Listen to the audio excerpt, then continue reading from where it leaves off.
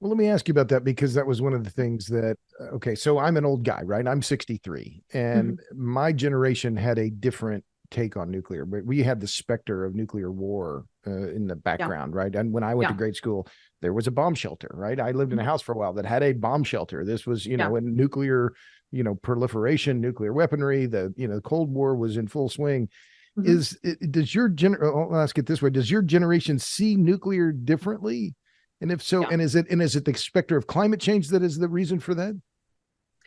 It is a massive difference. So my specific age group, so college age students right now, I would say know about Fukushima, know about the Cold War, know about World War II and things like that. But I had a really shocking experience where I was at a middle school, and I'm so used to talking about those things and explaining them and addressing how current reactors and advanced reactors are different from the reactor at Chernobyl and all of these things, right? I'm very comfortable talking about those. And I kind of started just automatically going into it at this middle school presentation. And I was talking about Fukushima Daiichi in Japan. So back in 2011, they had a nuclear power plant, had a hydrogen explosion, and it ended up causing 3 reactor units to melt down. The fourth did explode as well, but there was no fuel in it. So I'm very comfortable and used to talking about all of that. But these kids were looking around and they're like, what is she talking about? And I'm like, oh my gosh, like middle schoolers of today don't even know what Fukushima Daiichi is. They don't know about Chernobyl. They haven't been taught that. Much Uh, much less 3 Mile Island, or yeah. Exactly. Exactly. So it is a really different generational thing because we didn't live through that experience.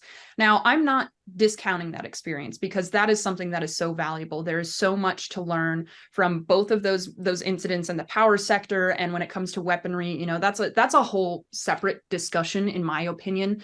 I promote the use of the science of the atom for peaceful purposes, and that's just where that's at. And I think it's really incredible, though, to talk about the energy side of things and how much we learned from Chernobyl, from Fukushima, from 3 Mile Island, how much Right. the industry has changed. Like, it didn't just change in America after 3 Mile Island, it changed globally. And, no other industry has that level of learning. And I think that's really, really incredible.